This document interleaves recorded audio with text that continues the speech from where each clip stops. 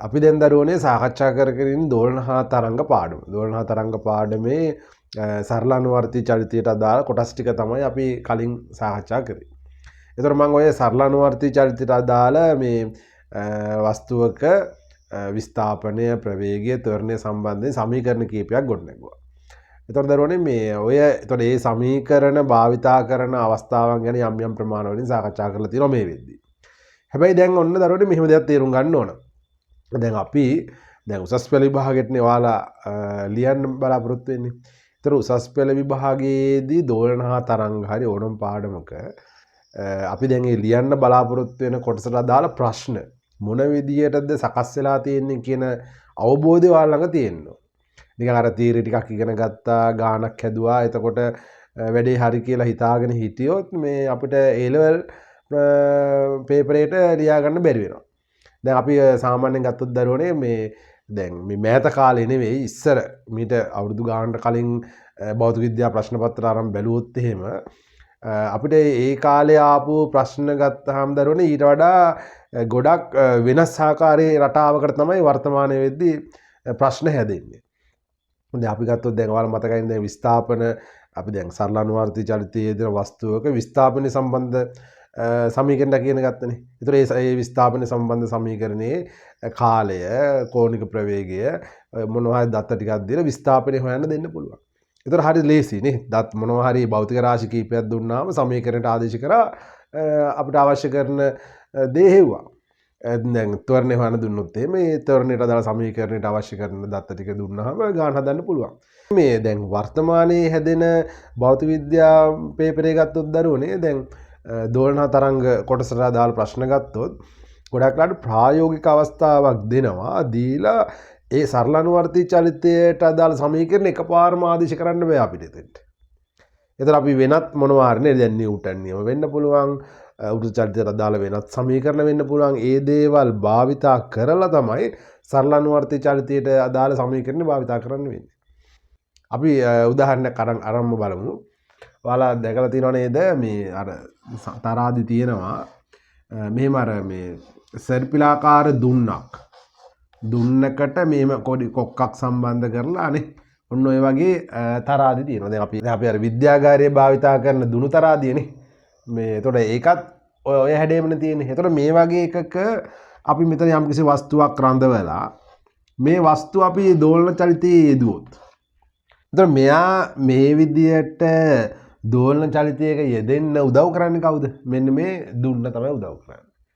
එතකොට අපි දැන් ඇත්තම ගත්තොත් මේක මේ තරාදියක් නිසා අපිට පුළුවන් මෙයා මත නේ මේ වස්තුවේ ස්කන්ධයට අදාළ යම්කිසි අගයක් බලා ගන්න පුළුවන් මෙයාගේ විචලනයට අදාළ.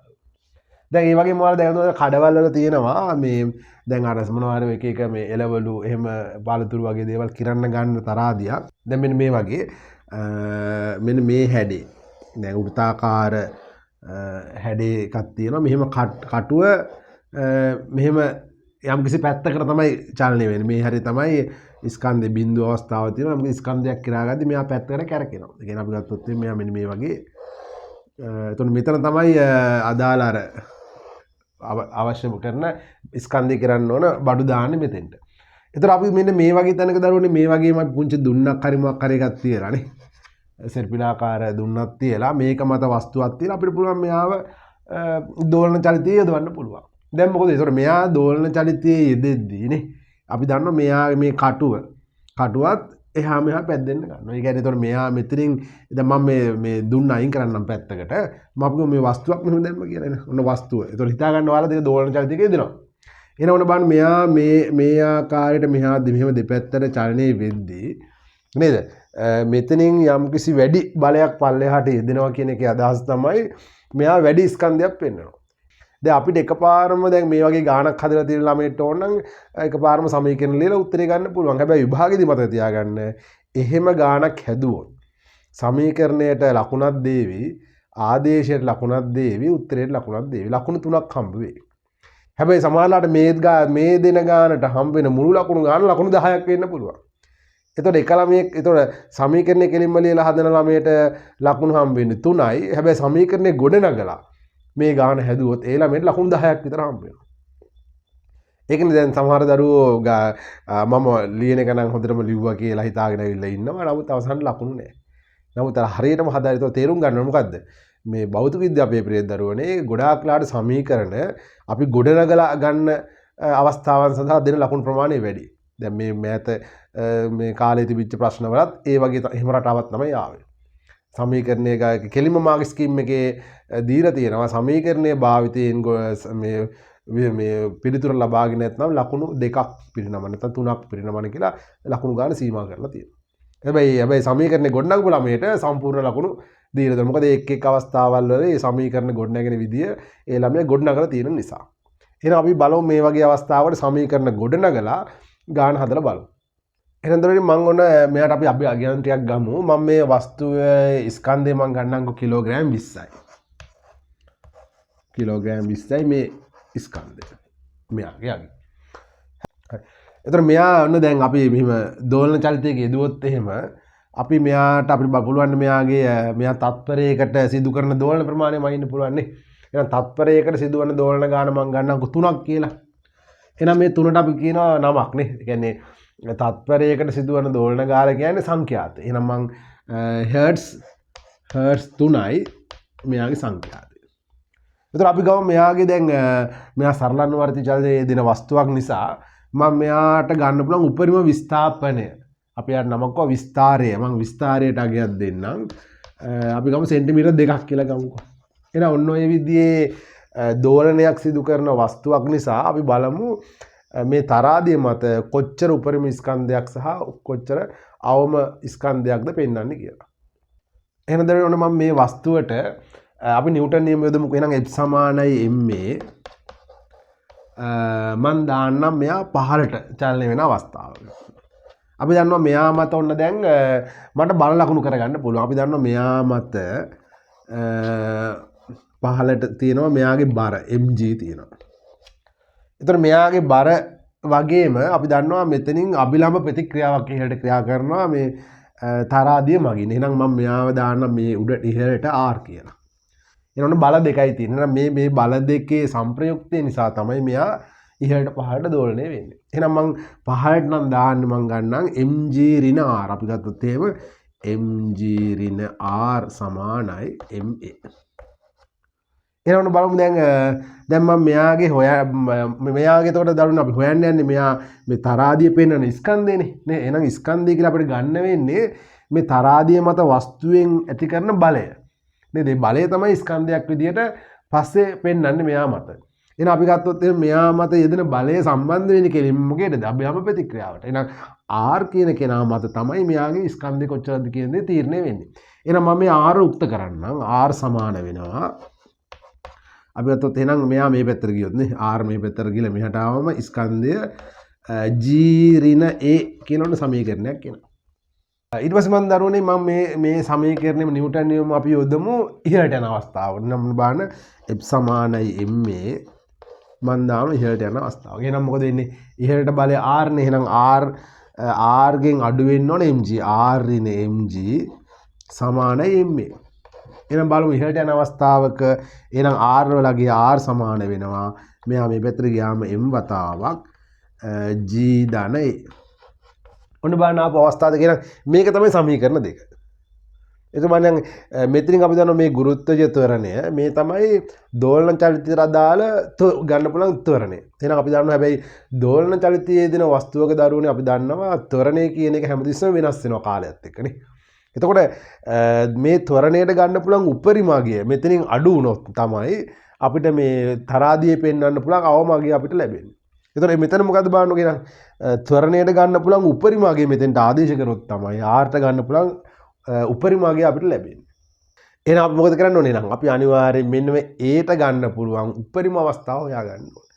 එහෙනම් අපි බලමු ඔන්න දැන් මතක් කරගන්න සමීකරණ දැන් ත්වරණයට අදාළ සමීකරණය තමයි a සමානයි ඍණ ඔමේගා වර්ග x. ඕකනේ සමීකරණනේ.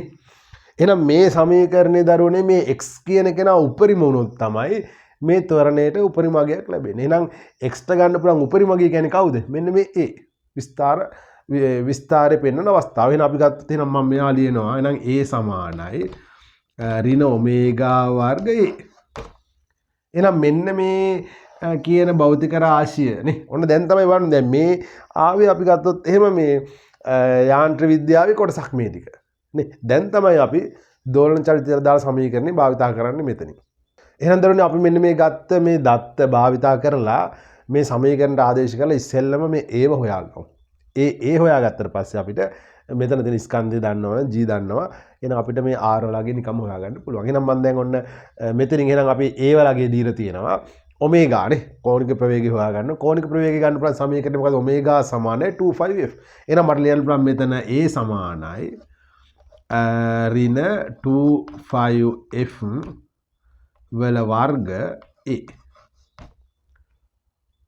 එතකොට දරුවනේ මෙන්න මේ ඍණ අවස්ථාවනේ ඔයාලට මතකයි මේ ඍණ කියන එක අපි දැම්මේ අර කියන්නේ විස්ථාපනය සහ ත්වරණය දිශා සම්බන්ධ කරලා. එහෙනම් අපිට මේ අපිට දැන් ඕන කරන්නේ කවුද? ඒට ගන්න පුළුවන් උපරිමාගෙන විශාලත්වයක් තමයි ඕන කරන්නේ. එහෙනම් මම මේ ඍණ කියන එක නොසලකා හරින්නම්. එහෙනම් මම ගන්නවා A වලට අගයක් අපි ගමු එහෙනම්. මෙතනින් එනවා එහෙනම් 2 2 4 4ක් 5 වර්ග F වර්ග A බවට පත් වෙනවා. එතකොට සංඛ්‍යාත දීලා තියෙන 3යි කියලා නේ. එහෙනම් 3 වර්ගය මෙතන ගත්තොත් එහෙම අපිට එනවා 9ක්. එහෙනම් මට මෙතන ලියන්න පුළුවන් A සමානයි 4 වැඩි කිරීම 9 ඒට අපි ගත්තොත් ඒක සෙන්ටිමීටර් 2යිනේ. එහෙනම් අපි ගත්තොත් එහෙම 2 වැඩි කිරීම 10 ඍණ 2යි. මීටර වලින් ආදේශ වෙන්න ඕන. ඊට පස්සේ මේ x 5 වර්ග. ඔන්න බලන්න 5 වර්ග. ඒතර මෙන්න මෙතන පොඩක් ඔයාලට කියලා දෙන්න ඕන දෙයක් තියෙනවා. ඒ කියන්නේ දරුවනේ මේ 5 වර්ග කියන එක ඇත්තටම ගත්තොත් එහෙම මේ සමහර ළමයි හිතන් ඉන්නවා 5 වර්ග වලගේ 10යි කියලා. ඒක වැරදි. විභාගයේදී මේ 5 වර්ග වලගේ 10 ලෙස ගන්න කියලා ප්‍රශ්නේ දීලා තියෙනවා නම් විතරක් අපිට මෙයාට 10 ආදේශ කරන්න පුළුවන්. සමහරලාට දීලා තියෙනවා ගානේ මේ 5 වලගේ 3 ලෙස සලකන්න කියලා. එහෙනම් මොකද කියන්නේ අපි ආදේශ කරන්නේ කීයද? එහෙනම් 3 වර්ගය කියන්නේ 9යි කියලා තමයි ආදේශ කරන්න ඕනේ. ඒතර 5 වලගේ දීලා නැත්නම් මොකද කරන්නේ? 10 දාන්නත් බෑ. 3 වගේ දාන්නත් බෑ. ඒතර අපි අනිවාර්යෙන් ආදේශ කරන්න ඕන 7න් 22 තමයි ආදේශ කරන්න ඕන. ඒතර දරුවනේ හොඳට තේරුම් ගන්න දැන් විභාගයේදී ඔබ කොච්චර කියන්නේ වඩාත් හොඳ නිවැරදි මාගේ ගන්න කියලා 7න් 22 ආදේශ කරාට මේ ගානේ දීලා තියෙනවා නම් 5 වර්ග වලට එනාගේ 10යි කියලා. එතකොට අනිවාර්යෙන් 10 ආදේශ කරලා තියෙනවා. එතකොට එහෙම දැන් අපි ප්‍රශ්න පත්‍ර බාද්ද අපි දැකලා තියෙනවා ළමයි සමහරට 10 කියන්නේ ප්‍රශ්නේ කියවලා අර වඩාත් හොඳ නිවැරදිම උත්තරේ ගන්න ඕන නිසා 7න් 22 ආදේශ කරනවා. බෑ ලකුණු හම්බෙන්නේ නැහැ. ඒ කියන්නේ ගානේ දීලා තියෙන උපදේශ පිළි නොපැදීම කියන කාරණාව යටතේ ලකුණු නොදී ඉන්නවා ඒ වගේ අවස්ථාවක. එහෙනම් මම මෙතනට මේ 5 වර්ග වෙන මම 10 ආදේශ කරන්නම් දෙනට. එහෙනම් මම ලියනවා මෙතන වැඩි කිරීම 10යි කියලා ලියනවා. එහෙනම් අපි ගත්තොත් එහෙම 9 වරක් 4 36යි 36 72යි. එහෙනම් මෙතනින් එනවා 7.2යි ms ඍණ 2.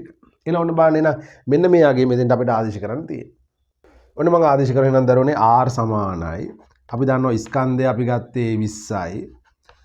ගුරුත්වය ත්වරණයගේ 10යි. එහෙනම් ත්වරණයට අපි 7.2ක්. එතකොට මෙතනින් එනවා 10යි 7යි 17.2යි 17.2 20න් වැඩි කරාම 344ක් වගේ එනවා. ඒ කියන්නේ 344යි කියන්නේ දරුවනේ නිව්ටන් එන්නේ. එහෙනම් මෙතනින් එන්නේ 344යි නිව්ටන්. නමුත් දැන් තරාදියෙන් පෙන්වන්නේ ස්කන්ධයක් නේ. එහෙනම් උපරිම ස්කන්ධයගේ අපි ගත්තොත් එහෙම එහෙනම් උපරිම ස්කන්ධය සමාන වෙනවා 34.4 කිලෝග්‍රෑම්. එහෙනම් බලමු අවම අගයත් බලමු එහෙනම් R සමානයි. එහෙනම් ස්කන්ධය 20යි 10 ඍණ 7.2යි. එතකොට මෙතනින් එනවා 10න් 7.2ක් අඩු කරාම 2.8ක් 2.8 20න් වැඩි කරාම 56ක් වගේ එනවා. එහෙනම් අපි ගත්තොත් එහෙනම් 56යි නිව්ටන්. ඒ කියන්නේ අපි ගත්තොත් එහෙනම් ස්කන්ධය එහෙනම් අවම ස්කන්ධය කීයද එහෙනම්? අවම ස්කන්ධය සමාන වෙනවා 5.6යි කිලෝග්‍රෑම්. ඒතර ඔන්න ඔය විදිහට දරුවනේ මේ ගානක් දුන්නොත් මතක තියාගන්න ඔය කියන සියලු දත්ත ටික ඔයාලා හදන ගානේ තියෙන්න ඕනේ. ඒතකොට තමයි සම්පූර්ණ ලකුණු ටික හම්බ වෙන්නේ. එතකොට දරුවනේ මම කලින් කොටසදී සාකච්ඡා කරේ දෝලන චලිත අවස්ථා දෙකකට අදාළව සම්බන්ධතාවයක් අපි කොට නැගුවනේ. එතකොට ඒ කොටසේ ඔයාලට මතකද අපි මේ කියන්නේ සරල අනුවර්තී චලිතයේ යෙදෙන අවස්ථා දෙකක් කලා කෝණය ඇසුරින් තමයි එයා අතර සම්බන්ධතාවයක් ගොඩනැගෙන්නේ. එතකොට ඔය වගේ ප්‍රශ්නයක් මම ගන්නම් කොම් දැන් සාකච්ඡා කරන්න. දැන් මම එදා දරුවනේ කතා කරේ මේ සරල අවලම්බ දෙකක චලිත අවස්ථාවක් තමයි ගත්තේ. මම දැන් හදන්නම් සරල නැති. ඒ කියන්නේ අපි සරල අවලම්බය එකිනෙකට වෙනස් අවස්ථා දෙකක් දෝලණය කරලා ඒකට අදාළ යම්කිසි ගානක් හදමුකෝ. ඔන්න මම ගන්නවා මේ අපි ගමු ඔන්න සරල අවලම්බයක් තියෙනවා. මම මෙයාගේ දිග විතරක් වෙනස් කරන්න. මම ගන්න දොර එකක් මීටර 9ක් දිග. එහෙනම් අපි ගත්තොත් මෙයා දිග එකක් ගමු. මම මෙයාගේ අගේ දාන 25යි කියලා ගන්නම්කො මීටර. දැන් ඔන්න මම මේ විදිහට සරල අවලම්බ දෙකක් එක ළඟ ආසන්නයේ රඳවලා මම මේ දෙන්නම දෝලණය කරන දරුවනේ මේ එකම කලාවක. ඒ කියන්නේ අපි ගත්තොත් මේ දෙන්න දෝලණය කරලා මේ දෙන්නම එකම වෙලාවක නේ. අපි ගත්තොත් මෙයා මේ දෙන්නට යම් කිසි විස්ථාපනයක් දීලා මං කාලය මයින්න ගන්නම් t සමානයි බිඳුවේදී. ඒ කියන්නේ කාලය මයින් ආරම්භ කරන මොහොතේදී මං හිතනවා මෙයා ඉන්නේ මේ හරියටම මේ එයාගේ 15ම ලක්ෂයේ ඉන්නේ. ඒතර මෙයාත් ඉන්නේ මෙයාගේ මේ දෝලන පතේ 15ම ලක්ෂයේ තමයි ඉන්නේ. මේ t සමානයි බිඳුවේ. කාලය මයින්නේ මෙතන. එතකොට එහෙනම් කාලය මනින මොහොතේ මෙයාගේ විස්ථාපන බිඳුවයිනේ නේ. එතකොට විස්ථාපන බිඳුවයි කියන දරුවනේ මේ දෙන්නම දෝලණය වෙන්නේ එකම කලාවකින්. හැබැයි දැන් මොකද වෙන්නේ කාලයත් එක්ක මේ දෙන්න හැබැයි නමුත් මේ අවලම්බ දෙකක්නේ. සරල අවලම්බ දෙකක් නිසා මෙයාගේ පස්සේ මෙයාගේ මේ අනිත් භෞතික රාශි ටික වෙනස් වෙන්න ගන්නවා. ඒ කියන්නේ ආරම්භක මොහොතේ විතරයි මේ දෙන්න සමාන වෙන්නේ. එහෙනම් අපි ගත්තොත් එහෙම දැන් අපි සරල අනුවාදී චරිතය දාලා සමීකරණය ගත්තොත් එහෙම x සමානයි a sin θ නේ. එතකොට කලා කෝණය අපි ගත්තොත් එහෙනම් ආරම්භක මොහොතේ මෙයා මං ගන්නම් මෙයා a කියලා ගන්නම් මම මෙයා b කියලා ගන්නකො. එහෙනම් මෙයාගේ කලා කෝණය මං ගන්නවා θ a කියලා. මෙයාගේ කලා කෝණය මං ගන්නම් θ b කියලා. එහෙනම් ඔන්න අපි ගත්තොත් එහෙම දැන් මම ඔන්න දැන් මේ දෙන්න සරල අනුවර්තී චලිතයේ යෙදෙන අවස්ථාවක අපි බලමු මෙයාගේ චලිත අවස්ථාව මෙන්න මේ වගේ අවස්ථාවක් තියෙන්නේ. කාලයත් එක්ක මම ගත්තොත් මෙයාගේ විස්ථාපනය ගත්තොත් අපි දන්නවා දරුවනේ මෙන්න මේ මොහොතේ. දැන් මෙන්න මේ පිහිටීමේ තමයි විස්ථාපනයේ බිඳුව වෙන්නේ. ඒ කියන්නේ මෙන්න මේ අවස්ථාව. මම ගන්නකො මේක මම p කියලා දාන්නම්කො. එතකොට මේ කියන අවස්ථාවේ දැන් මෙයා එකම කලාවනේ. පස්සේ මොකද වෙන්නේ මේ දෙන්න? මේ දෙන්න ඕන දැන් දෝලණය වෙද්දී කලාව වෙනස් වෙන්න ගන්නවා. දැන් ඔන්න ප්‍රශ්නයක් දෙනවා මේ විදිහේ ප්‍රශ්නයක්. මේ දෙන්න නැවත ආයිත් අර වගේම එකම කලාවට පැමිණෙන්න කොච්චර කාලයක් ගත වෙනවද කියලා. ඔන්න ගානක් දෙනවා හදන්න. දැන් අපි තේරුම් ගන්න මොකක්ද එහෙනම් මේ මොහොතේ නම් ආරම්භක ඒ කියන්නේ එකම කලාවේ ඉන්න මොහොත ඊට පස්සේ මේට සරල සම කලාවක් ආය ඇති වෙන්නේ මෙන්න මෙතන. මේ දිගටම දොල්න වෙනවනේ. ඒ කියන්නේ අපි ගත්තොත් එහෙම මේ p ලක්ෂය නම් මේ p ඩෑෂ්. අන්න බලන්න මේ මොහොතේ තමයි මේ කලාවට සමාන කලාවක් ඇති වෙන අවස්ථාව. මේ හැම අවස්ථාවකම වෙනස් වෙනවා. එහෙනම් අපි ගත්තොත් මේ ප්‍රමාණය 5 මෙතෙන්ට ඇදී 25 වෙනවා. එහෙනම් අපි ගත්තොත් එහෙම බලන්න දරුවෝ එහෙනම් මේ වගේනේ. එහෙනම් මේ වගේ ඒ කියන්නේ හැමතිස්සෙම 25 ප්‍රමාණයක් 4ක් 5 6ක් 5 මෙන්න මේ වගේ ප්‍රමාණ වලින් තමයි මේ දෙන්න අනිවාර්යයෙන්ම එකම කලාවට නැවත පැමිණෙන්නේ. එහෙනම් අපි ගත්තොත් මෙන්න මේ වෙනස θ a ඍණ θ b කියන එක අනිවාර්යෙන් වෙන්න ඕන මේ 25 ප්‍රමාණ වලින් වෙන්න ඕන. එහෙනම් මම ලියනවා දරුවනේ එහෙනම් θ a ඍණ θ b සමාන වෙන්න ඕන 25 ප්‍රමාණයකට.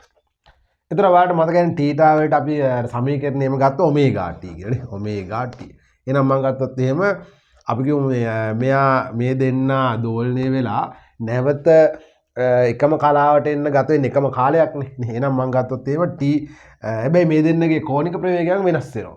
මේ දෙන්නගේ මොකද සරල අවලම්බ දෙකක් නිසා. එහෙනම් මම මෙයා දාන්නම් ඔමේගා a කියලා. එහෙනම් මෙයා අපි ගමු ඔමේගා bt සමානයි 25. එහෙනම් ඔන්න බලන්න දැන් අපි ගත්තොත් දැන් ඔමේගා වලට අපි සූත්‍රයක් ඉගෙනගෙන තියෙනවානේ. ඔමේගා සමාන වෙනවා 25 බෙදීම t.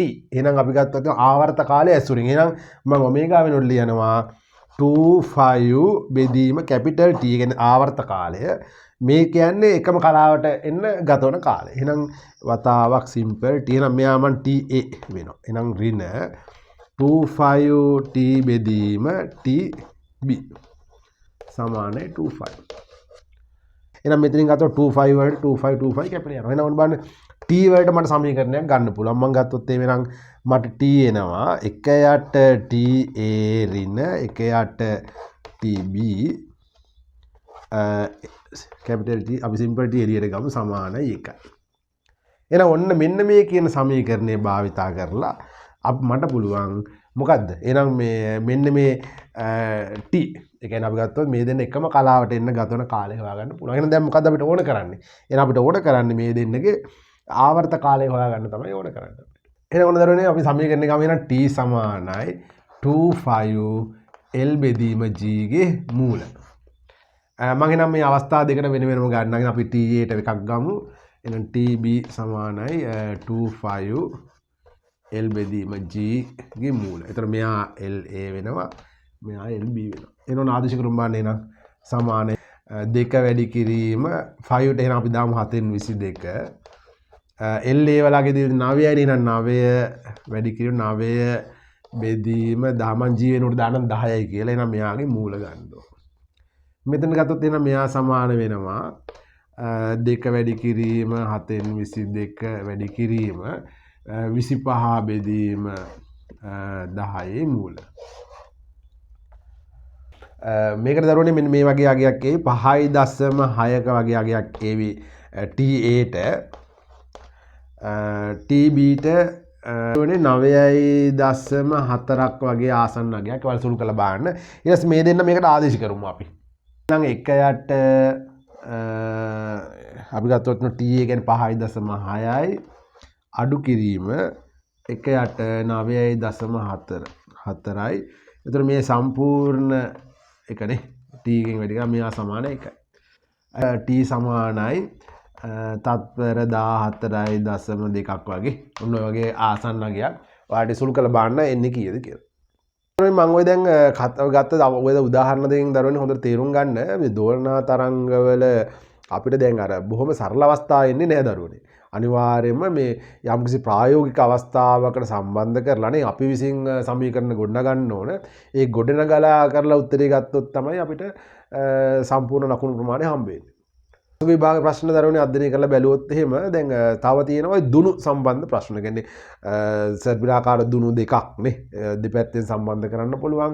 නැත්නම් එක දුනු දෙකකට කෙලිම ඍජුව යම්කිසි වස්තුවක් සම්බන්ධ කරලා දෝලනය කරන්න පුළුවන්. ඒතකොට ඒ වගේ අවස්ථාවක ඒ ගාන හදන්න පුළුවන් සමීකරණ තියෙනවා. හැබැයි ඒතකොට මේ සමීකරණ කටපාඩම් කරගෙන ගිහිල්ලා විභාගෙදී උත්තර ලියන්න යන්න එපා. කටපාඩම් කරගන්න පුළුවන් නම් කටපාඩම් කරගන්න. එතන ඒක කාලේ වේලාව මදි වුණොත් එකපාරම සමීකරණ ලියලා උත්තරේ ගන්න මොකද ලකුණු කීයක් හරි හම්බ වෙයි. නමුත් විභාගයේ දුන්නොත් අනිවාර්යයෙන්ම ඒ දුණු සම්බන්ධ එන සමීකරණ අනිවාර්යෙන් ගොඩනගා ගන්න හැකියාව ඔයාලට තියෙනවා. ගොඩනගලා පෙන්නන්න. පෙන්නලා ආදේශ කරලා අවසාන උත්තරේ ගන්න. දැන් අපි ඔය සරලානුවර්ති චලිතයට අදාළ ගොඩක් දේවල් කතා කරා. ඊට පස්සේ ඊළඟට තියෙන දරුවනේ මේ දැන් මේ අපි දැන් ඇත්තටම මේ කතා කරන්නේ අපේ දෝලන තරංග පාඩමනේ.